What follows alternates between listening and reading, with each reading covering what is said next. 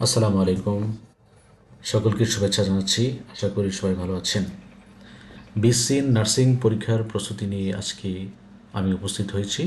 আজকে আমি আলোচনা করব বিজ্ঞান বিষয় থেকে, যেখানে পদার্থ রসায়ন এবং জীববিজ্ঞানের খুব গুরুত্বপূর্ণ কিছু প্রশ্ন এবং উত্তর রয়েছে।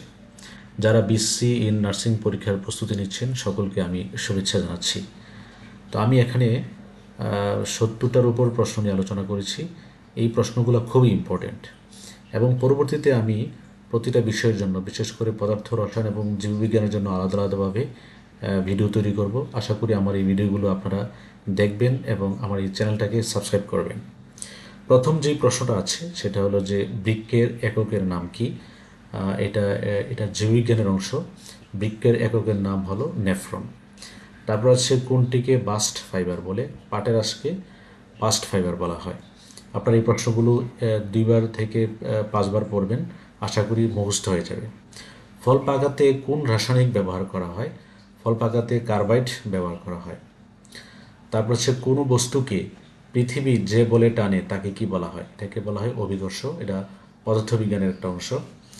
জীবাণুনাশক হিসাবে ব্যবহৃত হয় কোনটি? ফিটকিরি জীবাণুনাশক হিসাবে ব্যবহার করা হয়ে থাকে। তারপর আছে লৌহ সমৃদ্ধ খাবার কোনটি? কচু শাকের মধ্যে প্রচুর পরিমাণে আয়রন আছে, অর্থাৎ লৌহ আছে, সুতরাং কচু শাকটা হলো লৌহ সমৃদ্ধ খাবার। তারপরে আছে শ্বসনের গ্লাইকোলাইসিস শেষে কোনটি উৎপন্ন হয়? এটা জীববিজ্ঞান, বিশেষ করে উদ্ভিদবিজ্ঞানের একটি অংশ। উদ্ভিদবিজ্ঞানের যে 11তম অধ্যায়, নবম অধ্যায়টা আছে, আপনার এই নবম অধ্যায়ে পাবেন, অর্থাৎ উচ্চ মাধ্যমিক যে নবম অধ্যায়টা আছে সেখানে শ্বসনের গ্লাইকোলাইসিস পর্যায়টা রয়েছে। সেই পর্যায়ের মধ্যে দেখা যায় যে গ্লাইকোলাইসিস শেষে পাইরুভিক অ্যাসিড তৈরি হয়। তারপর আছে জাইলেম টিস্যুর উপাদানসমূহ। জাইলেম টিস্যুর উপাদানসমূহ হলো ট্রাকিড, ভেসেল, জাইলেম ফাইবার এবং জাইলেম প্যারেনকাইমা। এটা একটা উদ্ভিজ্ঞানের অংশ থেকে নেওয়া হয়েছে, জাইলেম টিস্যুর উপাদান। তারপর আছে সুষম খাদ্যে শর্করা, আমিষ এবং চর্বি জাতীয় খাদ্যের অনুপাত কত? সুষম খাদ্যে শর্করা, আমিষ এবং চর্বি জাতীয় অনুপাত হলো 4:1:1। এটা একটা ইম্পর্টেন্ট প্রশ্ন। তারপর আছে কোনো গ্যাসের আণবিক ভর এর বাষ্প ঘনত্বের কত? আর আমরা জানি যে কোনো গ্যাসের আণবিক ভর এর বাষ্প ঘনত্বের দ্বিগুণ। গ্রিন হাউস গ্যাসসমূহ কী কী? গ্রিন হাউস গ্যাসসমূহ আছে methane, carbon dioxide, nitrous oxide, এগুলো। প্রশ্ন আসতে পারে পরীক্ষাতে নিচের কোনটি গ্রিন হাউস গ্যাস? সুতরাং আপনারা এই গ্যাসগুলোর নাম মনে রাখবেন। হ্যাঁ, তারপর আছে সিএফসি, ক্লোরোফ্লোরোকার্বন, এটা একটা গ্রিন হাউস গ্যাস।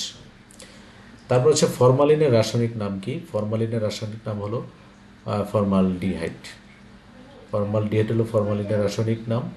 এবং ব্লিচিং পাউডারের সংকেত, ব্লিচিং পাউডার সংকেতটাকে বলা হয় CaOCl Cl। সংকেত থেকেও প্রশ্ন আসে, বিভিন্ন ধরনের সংকেত। আমি যখন রসায়নের যে ভিডিওটা তৈরি করব, আপনারা এই রসায়নের ভিডিওতে আপনারা পেয়ে যাবেন বিভিন্ন ধরনের সংকেত। তারপর হচ্ছে কোষের প্রাণকেন্দ্র বলা হয় কোনটিকে? কোষের প্রাণকেন্দ্র বলা হয় নিউক্লিয়াসকে। অ্যাসিড নীল লিটমাসকে কী করে থাকে? অ্যাসিড নীল লিটমাসকে লাল করে। কোনো বস্তুতে আলো পরে যদি ফিরে না আসে তাকে কি বলে? এটাকে বলা হয় শোষণ। ফলিক অ্যাসিডের অন্য নাম কি? ফলিক অ্যাসিডের অন্য নাম হলো ভিটামিন B9। তারপর হচ্ছে হৃদযন্ত্রের সংকোচন হওয়াকে কি বলা হয়? হৃদযন্ত্রের সংকোচন হওয়াকে বলা হয় সিস্টোল। আরেকটা প্রশ্ন হতে পারে যে হৃদযন্ত্রের প্রসারণকে কী বলে? এটাকে বলবো আমরা ডায়াস্টোল। দুইটা প্রশ্ন হতে পারে। তারপর আছে বাসাবাড়ির নকশায় কোন ধরনের বিদ্যুৎ সংযোগ দেওয়া হয়? আমরা জানি যে বাসাবাড়িতে যে বিদ্যুৎ সংযোগ দেওয়া হয় সেটা সমান্তরাল সংযোগ দেওয়া হয়। তারপর আছে ইলেকট্রোপ্লেটিংয়ের উদ্দেশ্য কী? এটা রসায়ন বিজ্ঞান থেকে নেওয়া হয়েছে। ইলেকট্রোপ্লেটিংয়ের উদ্দেশ্য হলো মরিচা রোধ করা। ভাইরাসজনিত রোগ এবং ব্যাকটেরিয়াজনিত রোগ থেকে প্রশ্ন হয়। প্রশ্নটা এরকমভাবে আসবে যে নিচের কোনটি ভাইরাসজনিত রোগ অথবা ব্যাকটেরিয়াজনিত রোগ? তো আপনারা এই প্রশ্নগুলো মুখস্থ করে ফেলবেন, বিশেষ করে এই দুইটা যে উত্তর অনেক সময় প্যাচ লেগে যায় যে কোনটার কোনটা হবে। তো সুতরাং ভাইরাসজনিত রোগটা যদি মনে রাখেন, ব্যাকটেরিয়াজনিত রোগের মনে রাখার প্রয়োজন নেই, তখন আপনারা সহজে অ্যান্সার করতে পারবেন। ভাইরাসজনিত রোগসমূহ হলো ডেঙ্গু, বার্ড ফ্লু, চিকুনগুনিয়া, হাম, জলাতঙ্ক, গুটি বসন্ত এবং ইনফ্লুয়েঞ্জা এবং জন্ডিস। এটা হলো ভাইরাসজনিত রোগ। আর ব্যাকটেরিয়াজনিত রোগসমূহ হলো যক্ষ্মা, টাইফয়েড, কলেরা, নিউমোনিয়া, হপিং কাশি এবং সিফিলিস। এগুলো ব্যাকটেরিয়া দিয়ে হয়ে থাকে, এর জন্য এই রোগগুলোকে বলা হচ্ছে ব্যাকটেরিয়াজনিত রোগ। তারপর আছে শালুক সংশ্লেষণে কোন আলু সবচেয়ে বেশি ব্যবহৃত হয়? আমরা জানি যে শালুক সংশ্লেষণে বেশি ব্যবহৃত হয় লাল আলু। অভিকর্ষ স্তরণের মান কোথায় কম এবং কোথায় বেশি? মেরু অঞ্চলে বেশি, মনে রাখতে হবে যে মেরু অঞ্চলে বেশি এবং বিষুবীয় অঞ্চলে কম। পূর্ণরূপ থেকে প্রশ্ন আসে, যেমন এইচআইভির পূর্ণরূপ হলো আপনারা জানেন যে হিউম্যান ইমিউনো ডেফিসিয়েন্সি ভাইরাস। তারপর আছে জিএমও, জেনেটিক্যালি মডিফাইড অর্গানিজম। তারপর আছে ATP, adenosine triphosphate. DNA, deoxy ribo nucleic acid. TMV, tobacco mosaic virus. MRI, এটা হলো ম্যাগনেটিক রেজোনেন্স ইমেজিং। তারপর আছে যে ডিএনএ নির্দিষ্ট স্থানে কাটতে এবং জোড়া লাগাতে যে এনজাইম লাগে, আমরা জানি যে রেস্ট্রিকশন এনজাইমের সাহায্যে ডিএনএ নির্দিষ্ট স্থান কাটা হয় এবং লাইগেজ এনজাইমের সাহায্যে জোড়া দেওয়া হয়। জৈব মুদ্রা বলা হয় কাকে? জৈব মুদ্রা বলা হয় এটিপিকে। এবার আসি অ্যাসিড। কোথায় কোন ধরনের অ্যাসিড থাকে? যেমন দুধে অ্যাসিড থাকে ল্যাকটিক অ্যাসিড, লেবুতে থাকে সাইট্রিক অ্যাসিড, তেঁতুলে থাকে টার্টারিক অ্যাসিড। আপনারা এই জিনিসগুলো একটু মনে রাখবেন যে কোন অ্যাসিড কোথায় থাকে। আমি এখানে 3টা দিয়েছি, আরও আছে, আপনারা বই দেখে পড়ে নেবেন। মৌলিক রাশিসমূহের নাম। মৌলিক রাশি, আমরা জানি যে মৌলিক রাশি 7টি মৌলিক রাশি আছে, যেমন দৈর্ঘ্য, ভর, সময়, তাপমাত্রা, তড়িৎ প্রবাহ, দ্বিপদ এবং পদার্থের পরিমাণ। এগুলোকে বলা হচ্ছে কি? মৌলিক রাশি। হৃৎপিণ্ড এবং ফুসফুসের আবরণীর নাম কি? আমরা জানি যে হৃৎপিণ্ডের আবরণীর নামকে বলা হয় পেরিকার্ডিয়াম এবং ফুসফুসের আবরণীকে বলা হয় প্লুরা। কোন কোন আলোর তরঙ্গ দৈর্ঘ্য বেশি এবং কম? আমরা জানি যে লাল আলোর তরঙ্গ দৈর্ঘ্য বেশি এবং বেগুনি রঙের তরঙ্গ দৈর্ঘ্য কম। তারপর আছে খাবার লবণের রাসায়নিক নাম কি? খাবার লবণের রাসায়নিক নাম হলো সোডিয়াম ক্লোরাইড। আরেকটি প্রশ্ন, যে ভিটামিনের অভাবে যেসব রোগ হয়ে থাকে, আমরা জানি যে ভিটামিন এর অভাবে রাতকানা রোগ হয়, ভিটামিন ডির অভাবে রিকেটস। তারপর আছে ভিটামিন সি, এটার জন্য স্কারভি হয় এটার অভাবে। আর ভিটামিন কে একটা উপকার করে, সেটা হলো রক্তপাত বন্ধ করতে সাহায্য করে। আর ভিটামিন বি 12, এটা এনিমিয়া বা রক্তশূন্যতা, অর্থাৎ ভিটামিন বি 12-এর অভাবে এনিমিয়া বা রক্তশূন্যতা দেখা দেয়। এবং লৌহ গঠিত প্রোটিন, এটার জন্য রক্তশূন্যতা দেখা দেয়। মানবদেহের প্রাকৃতিক পেসমেকার বলা হয় সাইনোএট্রিয়াল নোডকে বলা হয় প্রাকৃতিক পেসমেকার।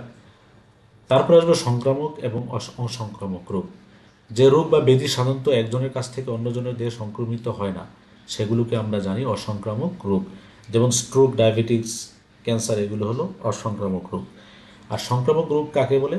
যে রোগ বা ব্যাধি সাধারণত একজনের কাছ থেকে অন্যজনের দেহে সংক্রমিত হয়, সেগুলোকে সংক্রামক রোগ বলে। যেমন হোপিং কাশি, এইডস, এগুলোকে বলবো আমরা সংক্রামক রোগ।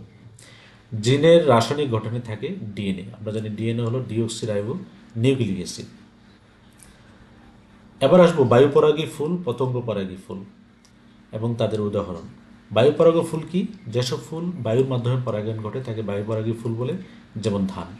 আর পতঙ্গ পরাগী ফুল, যেসব ফুলে কীট পতঙ্গের মাধ্যমে পরাগায়ন ঘটে তাকে পতঙ্গ পরাগী ফুল বলে, যেমন জবা, কুমড়া, সরিষা, এগুলো পতঙ্গের মাধ্যমে পরাগায়ন ঘটে। মানবদেহের কোথায় কাফার কোষ থাকে? মানবদেহের যকৃতে কাফার কোষ থাকে। ঘাস ফড়িংয়ের রক্তের নাম হলো হিমোলিন। তারপর হচ্ছে জবা ফুলের অমরাবিন্যাস হলো অক্ষীয়। এই যে ফুলের যে অমরাবিন্যাস, আমি এখানে জবা ফুল দিয়েছি। আরও ইম্পর্টেন্ট কিছু আছে, যেমন ইন্টারমিডিয়েটের যে বই আছে সেখানে জবা এবং ধান, 2টা গোত্র আছে, সেই 2টা গোত্রের অমরাবিন্যাস খুব ইম্পর্টেন্ট। এই 2টা গোত্রের অমরাবিন্যাস জেনে নিতে হবে। তারপর আছে ম্যালেরিয়া জীবাণুর জীবনচক্রে 2টি পোষকের প্রয়োজন হয়, একটা হলো মানুষ এবং অন্যটি মশা। মানবদেহে আক্রমণকারী ম্যালেরিয়া জীবাণুর প্রথম দশা হচ্ছে স্পুরোজয়। তারপর আছে সাইকাস উদ্ভিদ থেকে। সাইকাস উদ্ভিদ একটি জীবন্ত জীবাশ্ম। তারপর আসবো অ্যান্টিজেন কি? অ্যান্টিজেনটা হলো যে যেসব বিজাতীয় জীবাণু দেহে প্রবেশ করলে অ্যান্টিবডি সৃষ্টি হয় তাদেরকে অ্যান্টিজেন বলে। আর অ্যান্টিবডিটা হলো এমন একটা প্রোটিন যা শরীরের প্রতিরক্ষা ব্যবস্থা দ্বারা তৈরি হয়, অ্যান্টিজেন ও অ্যান্টিবডি। তারপর আসে পাকস্থলী থেকে প্রশ্ন আসতে পারে, যেমন পাকস্থলী প্রাচীরে কোন কোষ হাইড্রোক্লোরিক নিঃসরণ করে থাকে? আমরা জানি পাকস্থলীর প্রাচীরে যে প্যারাটাল কোষটা আছে, সেই প্যারাটাল কোষ থেকে হাইড্রোক্লোরিক নিঃসৃত হয়। বায়ুমণ্ডলের তাপমাত্রা বৃদ্ধিতে কোন গ্যাসের ভূমিকা সবচেয়ে বেশি? এটা হলো কার্বন ডাইঅক্সাইড। আমরা জানি যে গ্রিন হাউস যে গ্যাসসমূহ আছে তার মধ্যে সবচেয়ে বেশি পরিমাণে আছে বেশি পরিমাণে ভূমিকা পালন করে কার্বন ডাইঅক্সাইড। এবং এই জন্যে কার্বন ডাইঅক্সাইডটা বলা হয় যে বায়ুমণ্ডলের তাপমাত্রা বৃদ্ধিতে সবচেয়ে বেশি ভূমিকা কার্বন ডাইঅক্সাইডের। লিভারের গ্লাইকোজেনকে ভেঙে গ্লুকোজে রূপান্তর করে কোন হরমোন? এটাকে বলা হয় গ্লুকাগন। তারপর আছে প্রাথমিক বর্ণ। প্রাথমিক বর্ণ যে বর্ণগুলো মিশ্রিত হয়ে অন্যান্য বর্ণের সৃষ্টি করে। প্রাথমিক বর্ণগুলো হলো লাল, নীল এবং সবুজ। শব্দের প্রতিধ্বনি সৃষ্টি হওয়ার কারণটা কি? প্রতিধ্বনি সৃষ্টি হওয়ার কারণ হলো প্রতিফলন। আমরা জানি যে প্রতিধ্বনি শোনার জন্য উৎস ও প্রতিফলকের মধ্যবর্তী দূরত্ব 16.6 মিটার থাকলে সেই প্রতিধ্বনি কী করা যাবে? শোনা যাবে। ডেঙ্গু জ্বর হলে রক্তের কোনটা কমে যায়? প্রশ্ন আসতে পারে যে রক্তের প্লাটিলেট বা অনুচক্রিকা কমে যায়। আর অনুচক্রিকা কী করে? রক্ত জমাট বাঁধতে সাহায্য করে। পানিতে দ্রবণীয় ভিটামিন কোনগুলো? যেমন ভিটামিন বি এবং সি হলো পানিতে দ্রবণীয়। এবার আসি আমরা একক। পদার্থ বিজ্ঞানে কিছু একক আসে। আমি এখানে অল্প কয়েকটা একক দেখিয়েছি, যেমন ক্ষমতার একককে বলা হয় ওয়াট, তারপর আছে শক্তির একককে বলা হয় কিলোওয়াট ঘন্টা, লেন্সের ক্ষমতার একক বলা হয় ডায়াপ্টার। ইনসুলিন আমরা জানি একটা হরমোন। ইনসুলিনটা নির্গত হয় অগ্নাশয়ের আইলেটস অফ ল্যাঙ্গারহ্যান্সের বিটা কোষ থেকে ইনসুলিন নির্গত হয়। আর লালা গ্রন্থি, মানুষের যে লালা গ্রন্থি আছে সেই লালা গ্রন্থি থেকে নিঃসৃত হয় টায়ারিন। স্নায়ুতন্ত্রের একককে বলা হয় নিউরন, আর বৃক্কের গঠনগত এবং কার্যকরী একককে বলা হয় নেফ্রন। এই দুইটা প্রশ্ন খুব ইম্পর্টেন্ট, বিভিন্ন পরীক্ষাতে আসে। জননকোষ কোন প্রক্রিয়া সৃষ্টি হয়? আমরা জানি যে মিউসিস কোষ বিভাজনের মাধ্যমে জননকোষ সৃষ্টি হয়। শুক্রাণু এবং নিম্বাণুকে কী বলা হয়? জননকোষ বলা হয়। নিষেকের পর ডিম্বক কিসে পরিণত হয়? বীজে পরিণত হয়। উচ্চ মাধ্যমিকের উদ্ভিদবিজ্ঞান বিষয়ের 10ম অধ্যায়ে নিষেকের পর যে পরিবর্তন হয়, এখানে একটা চার্ট আছে। এই চার্ট থেকে আপনারা বাকি প্রশ্নগুলো পড়তে পারেন। এখানে আমি ডিম্বক নিয়ে বলা হয়েছে যে ডিম্বক কিসে পরিণত হয়? ডিম্বকটা বীজে পরিণত হয়। উদ্ভিদ কোষে অনুপস্থিত থাকে কোনটি? উদ্ভিদ কোষে অনুপস্থিত থাকে সেন্ট্রিওল। এটা সেন্ট্রিওলটা পানি কোষে দেখা যায়। ছত্রাকের সঞ্চিত খাদ্য গ্লাইকোজেন। প্রশ্ন হতে পারে যে ছত্রাকের খাদ্য নিচের কোনটি? আবার আসতে পারে যে শৈবালের সঞ্চিত খাদ্য কি? তো এখানে দেওয়া আছে যে ছত্রাকের সঞ্চিত খাদ্য হলো গ্লাইকোজেন। বিদ্যুৎ কোষে বিদ্যুৎ উৎপন্ন হয় কিসের মাধ্যমে? বিদ্যুৎ কোষ উৎপন্ন হয় রাসায়নিক শক্তি থেকে বিদ্যুৎ উৎপন্ন হয়। জারণ বিক্রিয়া কি? জারণ বিক্রিয়া কী হয়? ইলেকট্রন বর্জন করে এবং বিজন বিক্রিয়ায় ইলেকট্রন গ্রহণ করে। আমাদের দুটোই মনে রাখতে হবে। মানবদেহে রক্ত পরিসঞ্চালনকে আবিষ্কার করেন? মানবদেহে রক্ত পরিসঞ্চালন আবিষ্কার করেন উইলিয়াম হার্ভে। রঞ্জন রশ্মি আবিষ্কার করেন কে? উইলহেম রন্টজেন রঞ্জন রশ্মি আবিষ্কার করেন। বংশগত রোগ কোনগুলোর বংশগত রোগ বলা হয়? যেমন থ্যালাসেমিয়া, হিমোফিলিয়া। এগুলো বংশগতভাবে এক বংশ থেকে অন্য বংশে স্থানান্তরিত হয়, অর্থাৎ বংশ পরম্পরায় স্থানান্তরিত হয় বলে এগুলোকে বলা হচ্ছে বংশগত রোগ। কোন তাপমাত্রায় সেলসিয়াস এবং ফারেনহাইট স্কেল সমান? আমরা জানি যে -40°C তাপমাত্রাটায় সেলসিয়াস অর্থাৎ আর ফারেনহাইট স্কেলে কি সমান পাঠ দেখায়। ব্রোঞ্জ তৈরি হয় কীভাবে? ব্রোঞ্জ একটি সংকর ধাতু। আমরা জানি যে কয়েকটি ধাতু মিশ্রিত হয়ে সংকর ধাতু তৈরি করে, যেমন কপার এবং টিনের মিশ্রণে তৈরি হয় ব্রোঞ্জ ধাতু। আর পিতল তৈরি হয় তামা এবং দস্তার মিশ্রণে পিতল তৈরি হয়। তো এই ছিল আমার বিএসসি নার্সিং পরীক্ষার বিজ্ঞান থেকে 73টা খুব ইম্পর্টেন্ট প্রশ্ন আমি এখানে দেখিয়েছি। আর আমি বিষয়ভিত্তিকভাবে বাংলা, ইংরেজি এবং বিজ্ঞানের যে পদার্থ, রসায়ন, জীববিজ্ঞান আমি আলাদা আলাদাভাবে ভিডিও দেখাবো। আশা করি আমার ওই ভিডিওগুলো আপনারা দেখবেন এবং দেখে যদি আপনাদের ভালো লাগে লাইক, কমেন্ট এবং শেয়ার করবেন এবং আমার চ্যানেলটাকে সাবস্ক্রাইব করবেন। তো এই পর্যন্তই, ভালো থাকুন, দেখা হবে অন্য ভিডিওতে। ধন্যবাদ।